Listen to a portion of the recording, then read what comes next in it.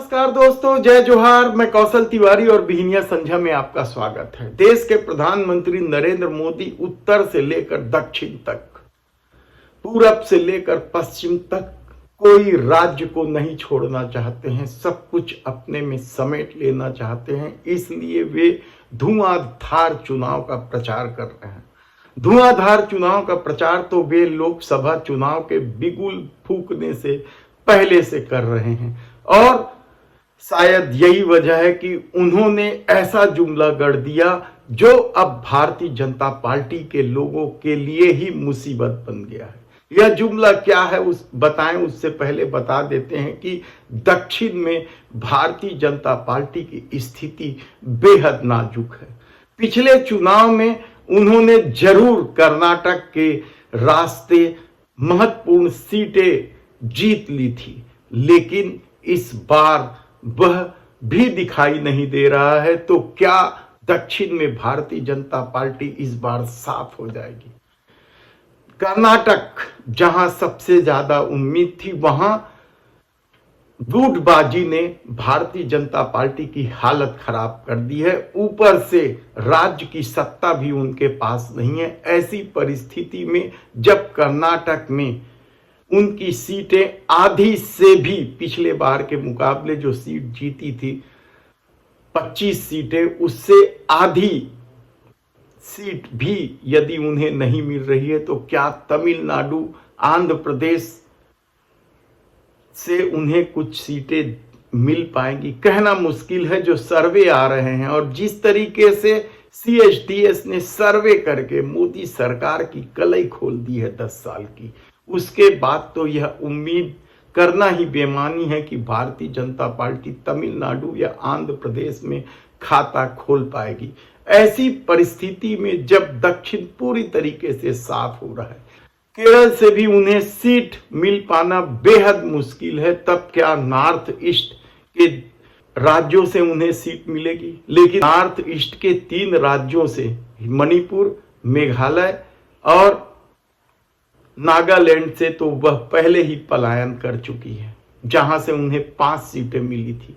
तब ऐसी परिस्थिति में क्या असम में उन्हें कुछ उम्मीद है? कहा जा रहा है कि इस बार असम में भी लड़ाई तेज है। संघर्ष बेहद महत्वपूर्ण ढंग से चल रहा है और ऐसी परिस्थिति में यदि असम में भी सीटें उन्हें गंवानी पड़ी तो क्या भारतीय जनता पार्टी की मुश्किलें नहीं बढ़ेंगी? लेकिन देश के प्रधानमंत्री नरेंद्र मोदी अब भी उम्मीद नहीं छोड़े हैं। तब ऐसी परिस्थिति में क्या हिंदी भाषी राज्य, खासकर उन राज्य जहां की अमूमन सब सीटें भारतीय जनता पार्टी ने जीती थी, दिल्ली सभी 7 सीटें जीती थी, गुजरात की सभी सीटें जीती थी, राजस्थान की सभी सीटें जीती थी, मध्य प्रदेश में 29 में से 28 सीटें जीती थी, छत्तीसगढ़ में 11 में से 9 सीटें जीती थी, तब क्या इन राज्यों में अपनी सीटें भारतीय जनता पार्टी बचा पाएगी? क्योंकि यह सवाल इसलिए उठ रहा है, राहुल गांधी ने जो नारी न्याय गारंटी दी है उसके बाद स्थितियां बदली हैं। युवाओं को जो नौकरी की गारंटी दी है, किसानों को जो MSP कानून की गारंटी दी है और मजदूरों को जो न्याय दिया है, श्रमिक न्याय के मामले में जो गारंटी दी है, तो क्या इससे स्थिति बदल जाएगी और भारतीय जनता पार्टी क्या 200 सीट भी नहीं जीत पाएगी? यह सवाल बेमानी नहीं है। यकीन मानिए कि बिहार में जो स्थिति बन रही है, नीतीश कुमार को लेने के बाद भी 40 में से 39 सीटें भारतीय जनता पार्टी पिछले बार जीत ली थी, लेकिन इस बार कहा जा रहा है कि नीतीश और भारतीय जनता पार्टी के गठबंधन के बाद भी सीटें 20 से ज्यादा नहीं आने वाली हैं। तो महाराष्ट्र में भी तो तोड़फोड़ की गई थी, शिवसेना को तोड़ दिया गया, शरद पवार की NCP को भी तोड़ दिया गया, लेकिन कहा जा रहा है कि अब सीटों के बंटवारे को लेकर झंझट जरूर ऊपरी स्तर पर दिखाई नहीं दे रहा हो, लेकिन भीतर खाने में स्थिति महाराष्ट्र में भी भारतीय जनता पार्टी की खराब है। 48 में से 41 सीटें पिछली बार जीती थी उसने, लेकिन इस बार उद्धव ठाकरे और शरद पवार के प्रति सहानुभूति लोगों में दिखाई देने लगी है और कांग्रेस के साथ इन तीनों दलों का गठबंधन ने भारतीय जनता पार्टी, शिंदे गुट और अजित पवार गुट की हालत पतली कर दी है। यानी यहां भी सीटें कम होने की चर्चा चल रही है। तब उस जुमले का क्या होगा? क्या सिर्फ उत्तर प्रदेश में चलेगा वह जुमला? अब की बार 400 पार, क्या यह जुमला साबित हो जाएगा 15-15 लाख रुपए खाते में डाले जाने की तरह? क्योंकि भारतीय जनता पार्टी के कार्यकर्ता या नेता खुद मान रहे हैं कि 400 सीटें तो किसी हालत में नहीं आएगी, तो सिर्फ 272 किसी तरीके से आ जाए, इसलिए 400 का नारा दिया गया है। और यह अब जुमला साबित हो चुका है और इस जुमले से परेशान भारतीय जनता पार्टी के कार्यकर्ता और नेताओं में हताशा भरने लगी है। हताशा तो कहा जा रहा है कि इलेक्टोरल बॉन्ड के खुलासे के बाद से ही भरने लगा था, या फिर देश का नाम रोशन करने वाली महिला पहलवानों के साथ हुए कृत्य के बाद से ही हताशा शुरू हो गया था। लेकिन देश के प्रधानमंत्री नरेंद्र मोदी की अपनी ठसक है। कारपोरेट मित्रों के सहारे वे चुनाव प्रचार में या इवेंट मैनेजमेंट में माहिर तो हैं, लेकिन क्या वे लोगों का दिल जीत पाएंगे? क्योंकि इस दौर में जिस तरीके से महंगाई से लोग परेशान हैं और 400 पार का जो नारा है वो उसे महंगाई से भी जोड़ा जा रहा है। लोग तो अब खुलेआम कहने लगे हैं कि वो जो 400 पार का नारा है, बीजेपी सत्ता में आ गई तो डीजल, पेट्रोल और दूसरे पदार्थों का भी 400 पार हो जाएगा। ऐसी परिस्थितियां जब देश में हैं और लोग महंगाई से त्रस्त हैं, तो क्या सिर्फ 5 किलो अनाज के भरोसे मोदी सरकार को वोट मिल जाएंगे? CHDS की रिपोर्ट तो कहती है कि हाँ, कुछ लोग हैं जो 5 किलो अनाज के आधार पर देश के प्रधानमंत्री मोदी से खुश हैं, लेकिन यकीन मानिए कि जो सर्वे सामने आए उसमें राहुल गांधी भी बराबरी के मुकाबले में, बहुत ज्यादा अंतर नहीं है और चुनाव अभी 2 महीने बचा है। ऐसी परिस्थिति में यदि राहुल गांधी की गारंटी को लेकर कांग्रेस की सक्रियता सामने आ रही है, जगह जगह फॉर्म भराए जा रहे हैं, युवाओं को नौकरी का भरोसा राहुल गांधी पर ज्यादा होने लगा है, तो यकीन मानिए कि 400 पार केवल जुमलेबाजी बनकर रह जाएगा।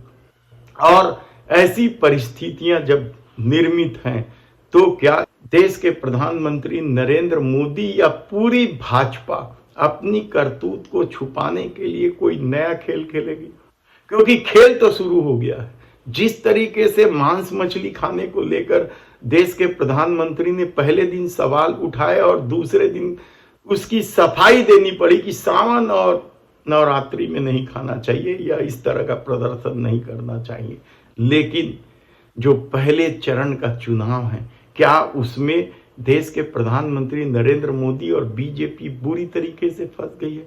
क्योंकि जो 102 सीटों पर चुनाव है वह ज्यादातर समुद्री किनारे वाले या समुद्र से प्रभावित क्षेत्रों के हैं और जहां के लोग मछली बड़े शौक से खाते हैं। तो क्या तेजस्वी ने बड़ी चालाकी से मछली का फोटो डालकर देश के प्रधानमंत्री नरेंद्र मोदी को फंसा दिया है और देश के प्रधानमंत्री को लगा कि नहीं, यह कुछ गलत हो रहा है, तो दूसरे दिन सफाई देने लगे? सवाल आप कई उठा सकते हैं इस दौर में, लेकिन उन सवालों का इसलिए कोई मतलब नहीं क्योंकि सत्ता की मनमानी इस दौर में सर चढ़कर बोला है। और सर चढ़कर ही नहीं बोला है, बल्कि विरोध के स्वर को कुचलने के लिए तमाम तरह के हथकंडे अपनाए गए। क्या अपराधी, क्या भ्रष्टाचारी, सबको पार्टी में लिया गया और अब तो टेरर फंडिंग के आरोपी को भी भारतीय जनता पार्टी का पट्टा पहनाने का नया खेल सामने आया है। तो दूसरी तरफ लद्दाख को लेकर सोनम वांगचुक ने जिस तरीके का बयान दिया है, उससे मोदी सरकार कटघरे में कि क्या सचमुच इस हाथ में देश सुरक्षित नहीं है, क्योंकि जो दावा था कि देश इसी हाथ में सुरक्षित है। दूसरी तरफ कांग्रेस भी पूरी तरीके से तैयार है हर बात का जवाब मोदी सरकार का वह न केवल दे रही है बल्कि अपनी योजनाओं और गारंटी को लोगों तक पहुंचा रही है कि हम जब सत्ता में आएंगे तो ये करेंगे। और शायद यही वजह है कि कांग्रेस ने एक डॉक्यूमेंट्री जारी कर दिया है कि 70 साल में कांग्रेस ने क्या क्या किया।